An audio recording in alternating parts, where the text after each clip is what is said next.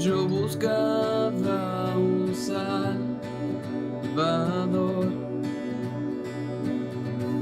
mas tu perdón me liberó. Muerto estaba en mi interior, me escondía de ti, Señor, mas tu perdón me liberó. Tu voz me habló y a la muerte venció. Glorioso día, tu sangre me rescató.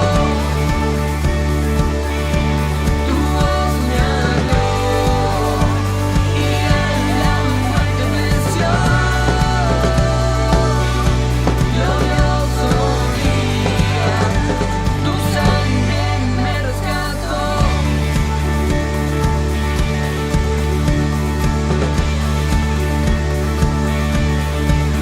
Y ahora libre soy en tu amor.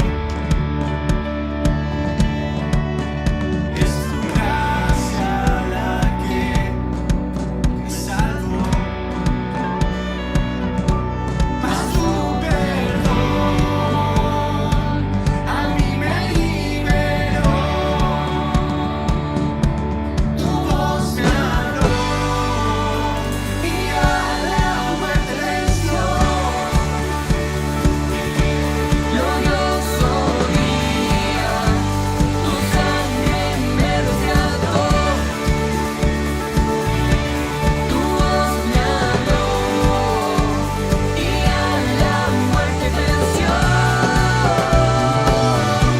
Glorioso día, tu sangre me rescató.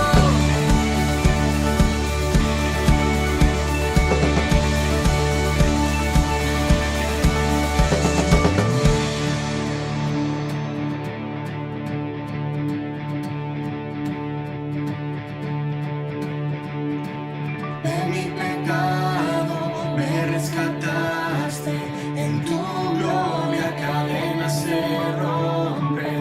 Vivía solo y sin consuelo, ahora soy ciudadano del cielo.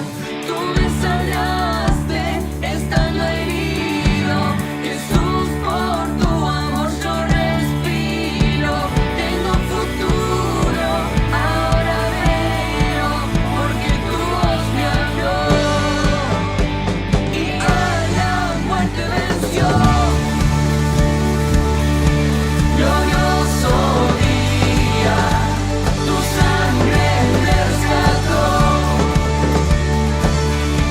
Tu voz me habló y a la muerte venció. Glorioso día, tu sangre me rescató.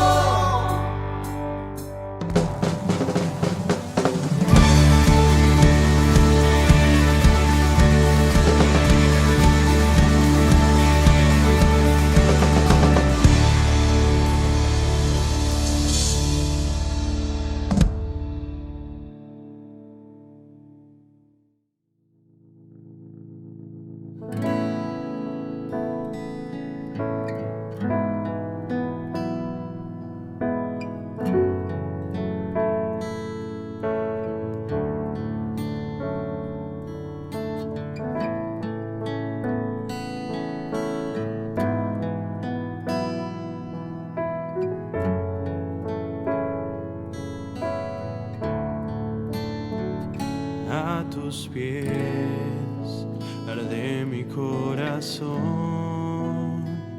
a tus pies entrego lo que soy. Es el lugar de mi seguridad, donde nadie me puede señalar. Me perdona acercaste a tu presencia, me levantaste, hoy me postro a adorarte. No hay lugar más alto, más grande que estar a tus pies, que estar a tus pies. No hay lugar más alto, más grande que estar a tus pies, que estar a tus pies, a tus pies. Arde mi corazón, a tus pies entrego lo que soy. Es el lugar de mi seguridad, donde nadie me puede señalar. Me perdonaste, me acercaste a tu presencia, me levantaste y hoy me postro a adorarte. No hay lugar más alto, más grande que estar a tus pies, que estar a tus pies. No hay lugar más alto, más grande que estar a tus pies, que estar a tus pies. Y aquí permaneceré, postrado a tus pies. Y aquí permaneceré a los pies de Cristo. No hay lugar más alto, más grande que estar a tus pies, que estar a tus pies. No hay lugar más alto, más grande que estar a tus pies, que estar a tus pies.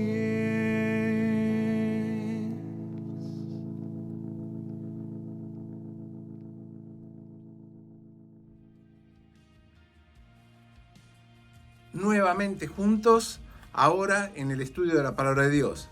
Qué bueno poder que nuestra iglesia pueda llegar por las redes a tantos lados. El domingo que viene vamos a seguir teniendo la clase, la reunión de las 11, donde abrimos la Palabra de Dios y se predica. Hoy va a estar Daniel Gianelli trayéndonos el mensaje, pero tengamos presente lo siguiente, que el sábado que viene, o sea, hoy es 26 de julio, el sábado que viene, primer sábado de agosto, vamos a tener un reparto de alimentos en la iglesia, sábado de 14 a 16 horas. Así que si usted necesita, no duden en venir el sábado de 14 a 16 horas a la iglesia. Si quiere traer su ayuda, ser de ayuda a los demás, venga también, tráigala. Quiere traer su ofrenda para el Señor, tráigala. Pero el sábado de 14 a 16 horas vamos a estar dando alimentos no perecederos para aquellas familias que lo necesiten. Les vuelvo a reiterar, manden un mensajito al WhatsApp de aquí para pedir si quieren recibir el devocional o los capítulos de Job, uno por día. Así que si usted lo pide, se lo mandamos a su mail una vez por día. Son 42 capítulos de mucha actualidad de ahora, escritos por José Montes. Así que con mucho gusto se los vamos a mandar. Y tengamos ahora nuestro momento de devocional, nuestro momento de estudio con Daniel. Gracias, Daniel. Gracias por lo que los jóvenes han traído por la música, traen, y también lo que nos trae la palabra de Dios. Que Dios nos bendiga. Buenos días, queridos hermanos. Los saludo con alegría. Con la alegría que me da el poder compartir este tiempo otra vez con ustedes. Me propongo que juntos busquemos en la palabra de Dios la enseñanza que pueda servir a nuestras vidas esta mañana. y les propongo volver a pensar en el pueblo de Israel. Es un tema recurrente para nosotros los cristianos.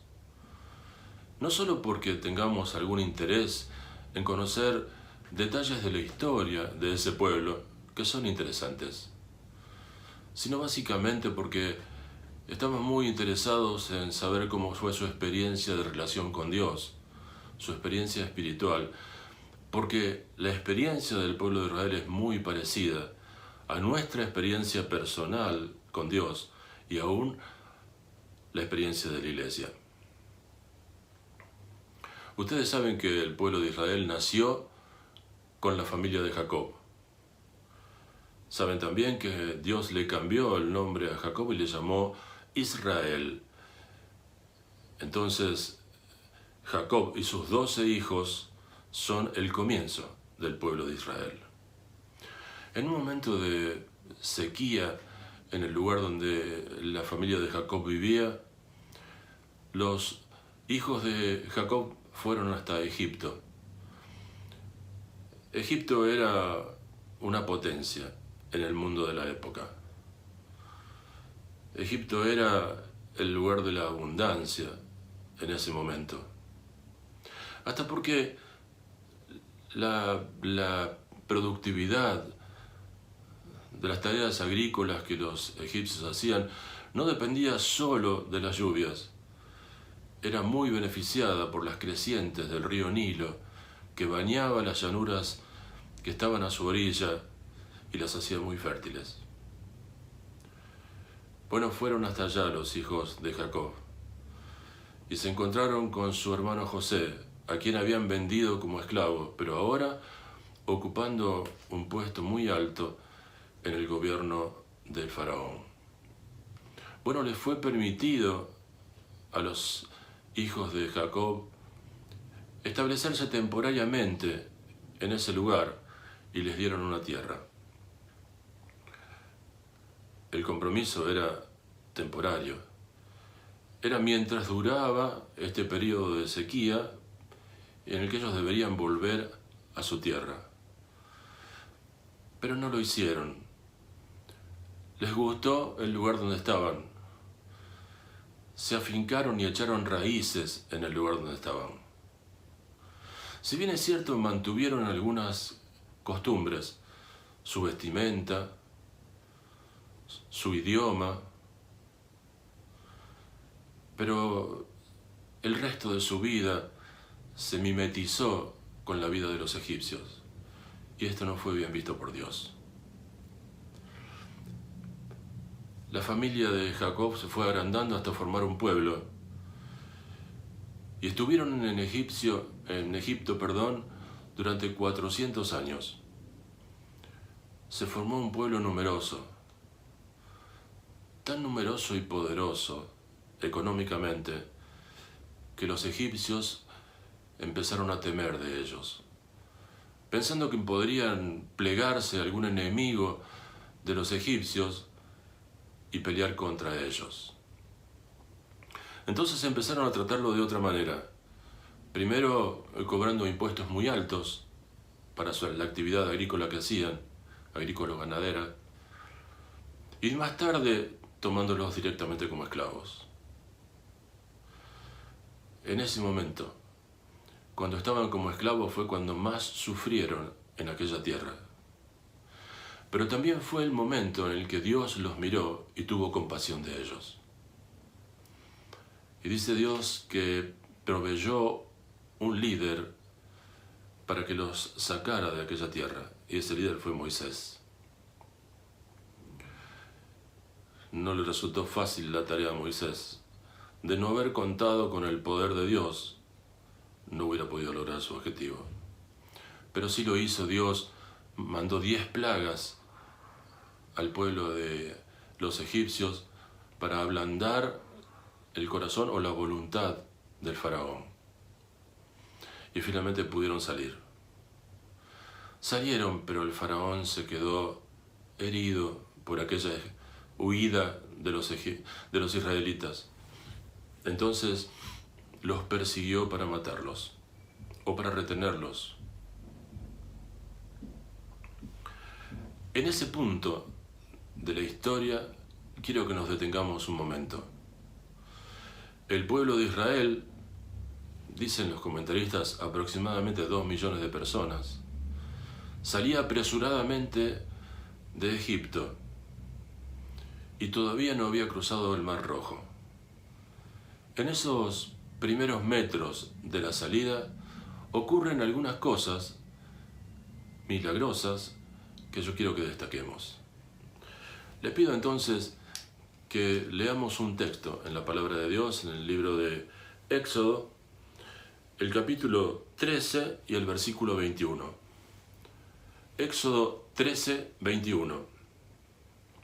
Dice la palabra de Dios: y Jehová iba delante de ellos de día en una columna de nube para guiarlos por el camino, y de noche en una columna de fuego para alumbrarles a fin de que anduviesen de día y de noche.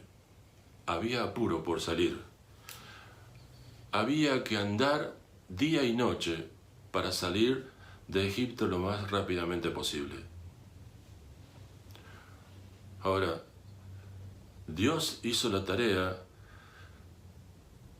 de ablandar a Faraón para que permitiera la salida y los puso en el camino a Canaán, pero entre Egipto y Canaán había un desierto.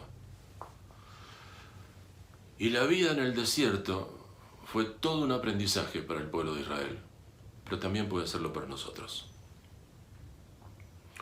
Dice que los sacó de Egipto, pero no los abandonó a su suerte. Dice que la presencia de Dios iba delante de ellos en forma de nube durante el día y en forma de columna de fuego durante la noche. De manera de guiarlos por el camino, ellos tenían que perseguir esa nube de día y esa columna de fuego durante la noche, y así sabrían cuál es el camino. La presencia de Dios estaba con ellos, y Él se manifestó de ese modo evidente, Dios se manifestó de ese modo bien evidente, en la nube y en la columna de fuego. Los israelitas tenían dificultades para moverse. Les dije, los comentaristas piensan que eran más o menos 2 millones de personas. Hombres, mujeres, niños y animales caminando por el desierto yendo hacia Canaán. Era una marcha lenta y pesada, pero atrás venía el ejército del faraón que quería recapturarlos o tal vez matarlos. Atrás estaba el enemigo, los venía persiguiendo y ellos podían caminar con lentitud por las dificultades propias de hacerlo con todo ese equipaje que llevaban consigo.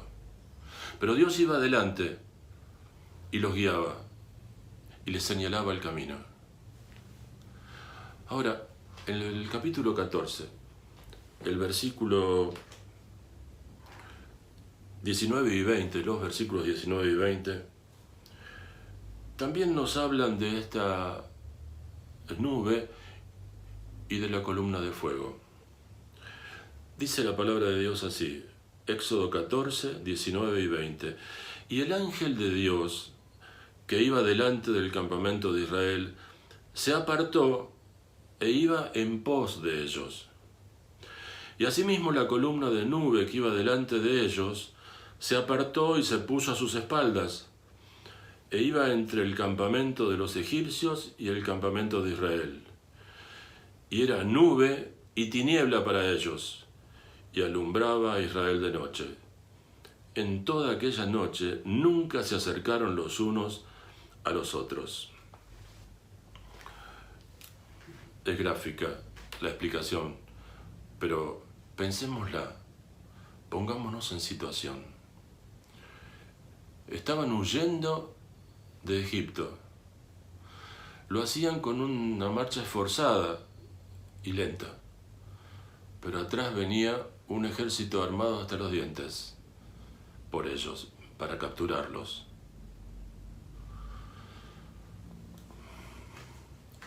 Dice el párrafo que leímos que la presencia de Dios se apartó de estar delante del pueblo y se puso detrás del pueblo para cuidarles las espaldas. Dice que la nube, esa que originalmente iba adelante y los guiaba por el camino, ahora estaba atrás, pero la nube servía para confundir a los egipcios, para que vivieran la experiencia de la persecución en medio de una niebla terrible,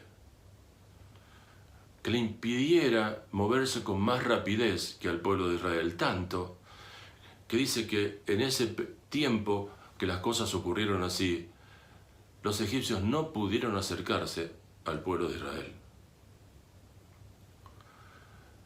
Dios estaba con ellos. Y esa nube que fue la manifestación de guía en el comienzo, ahora es una manifestación de protección para el pueblo de Israel. Y bajó sobre el ejército egipcio, de modo que, confundiéndolos con esa oscuridad a pleno día, ellos no pudieran avanzar rápidamente, tal como eran sus posibilidades con carros de combate tirados por caballos. Dios no los abandonó en la salida.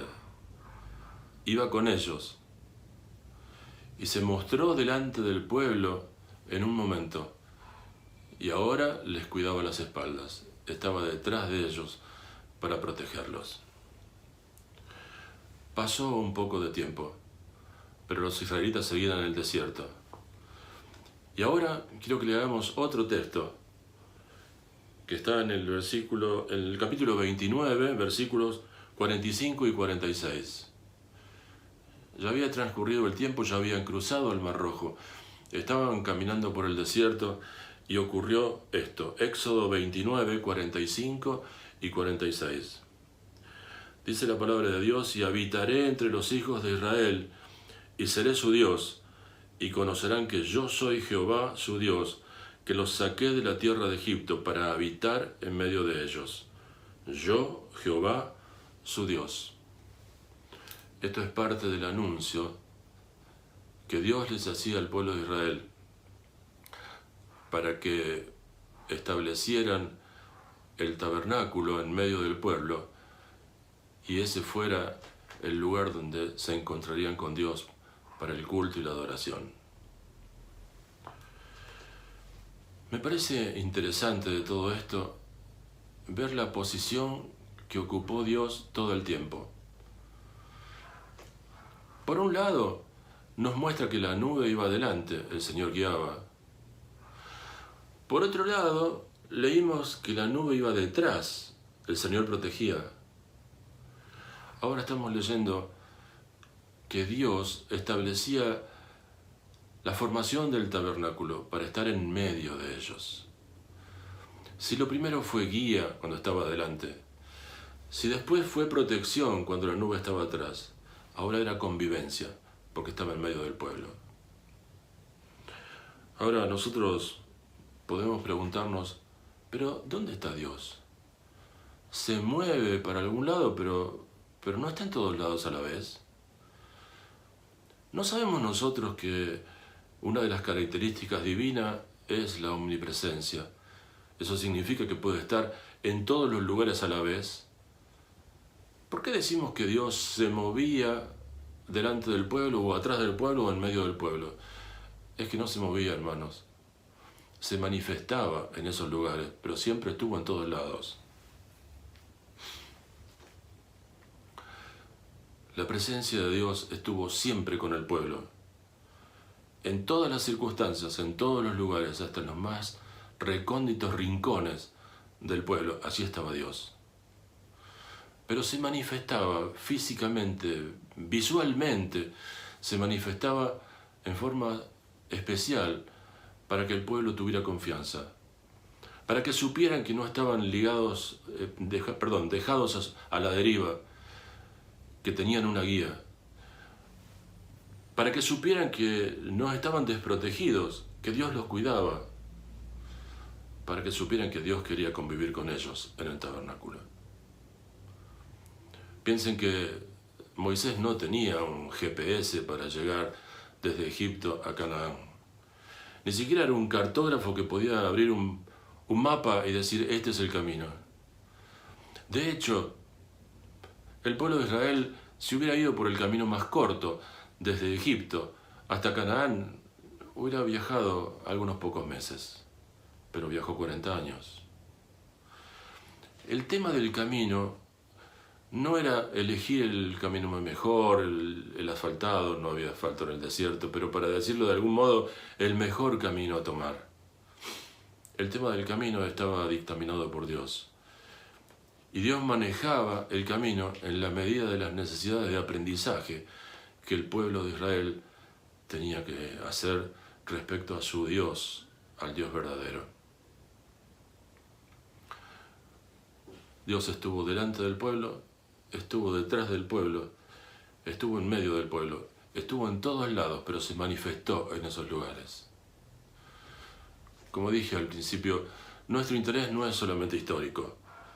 El interés de mirar la historia del pueblo de Israel es pensar en nosotros, pensar en nuestra historia, en nuestra realidad, en nuestra vida de todos los días. Mire, cuando pensamos en forma individual, también nosotros estuvimos esclavos.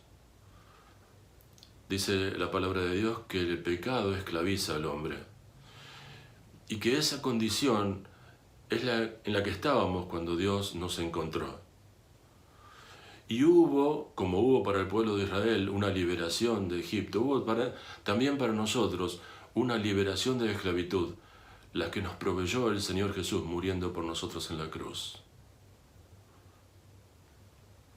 Pero la vida en adelante también se desarrolla parecida a la del pueblo de Israel. También nosotros necesitamos una guía para el caminar de todos los días. Y Dios se ofrece como nuestra guía. Todo lo que tenemos que hacer está en su palabra. Nosotros necesitamos protección para nuestra vida. Como la necesitó el pueblo de Israel en aquel momento, también nosotros la necesitamos. Y Dios se ofrece como nuestro protector.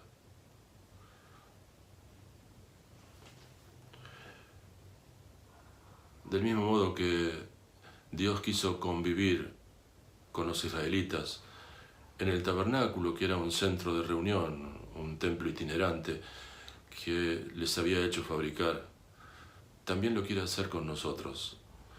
Y dice la palabra de Dios que cuando nosotros aceptamos al Señor Jesús como Salvador, su Espíritu pasa a formar parte de nuestra vida.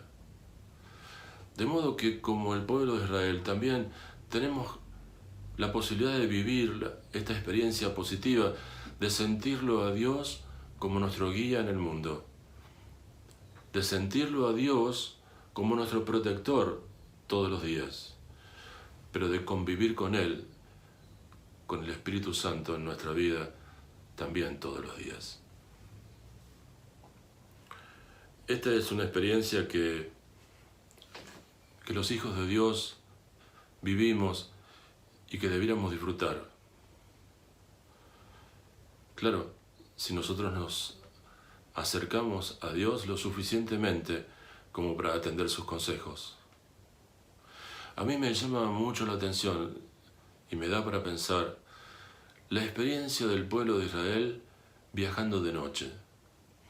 Delante de ellos iba una columna de fuego.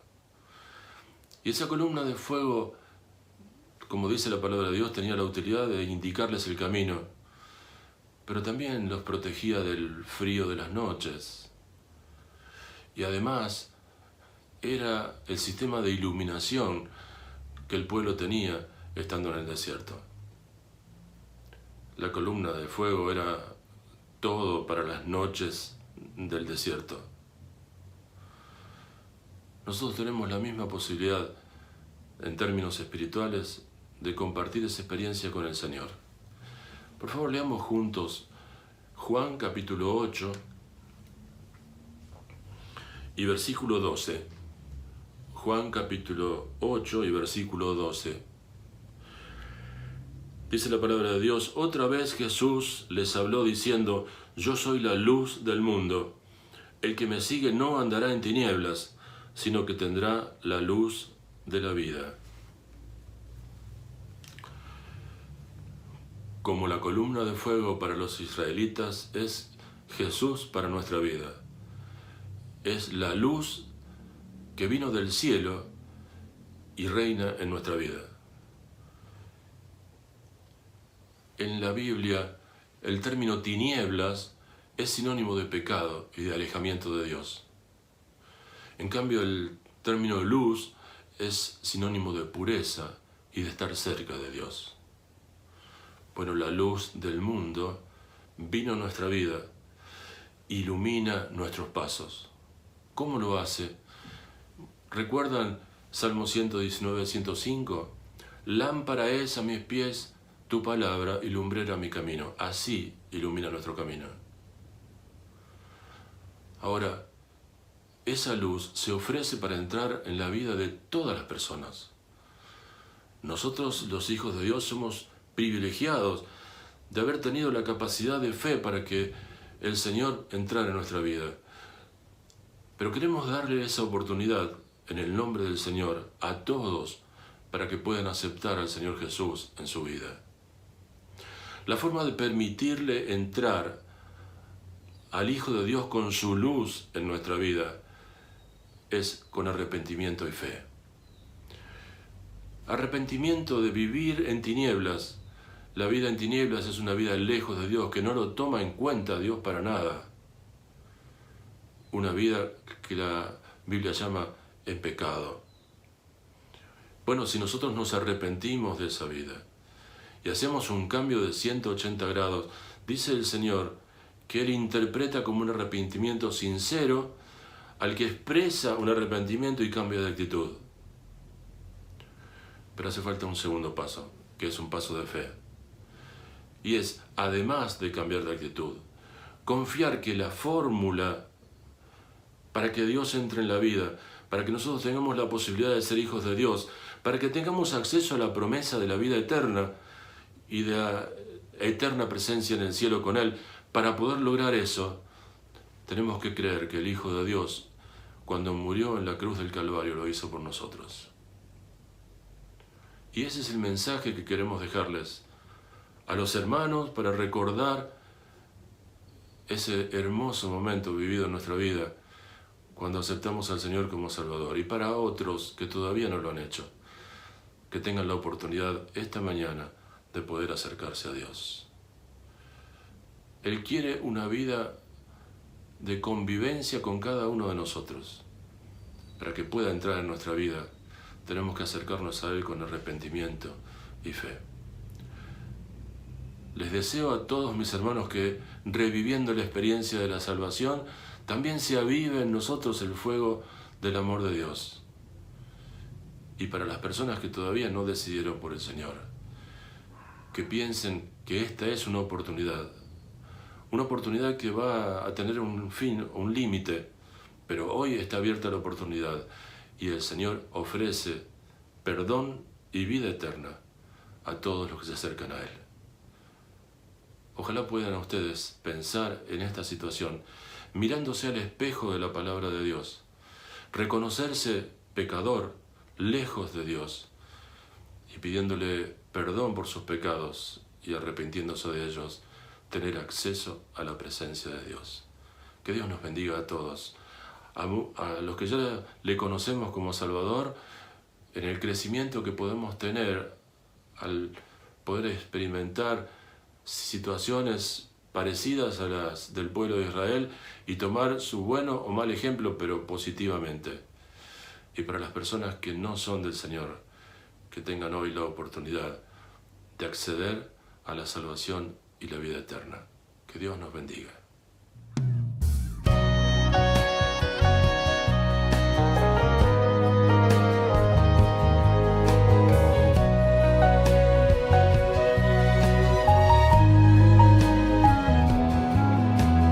Todo es tan difícil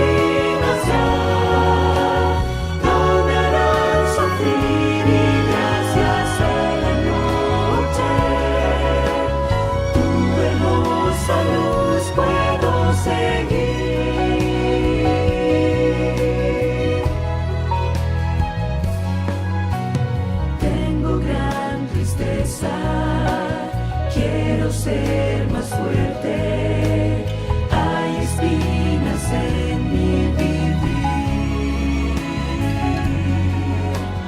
Yo me siento frágil al llegar la muerte, como una noche sin estrellas frente a mí. Hoy la tormenta me enseñó a buscar refugio en ti, y el desierto me mostró que yo nada soy. Las espinas ya no me harán sufrir, y gracias a la noche, tu hermosa luz puedo seguir. La tormenta es fuerte cuando solo estoy. El desierto es grande si no tengo a Dios. Las espinas crecen si yo solo voy, y la noche llega a mi interior.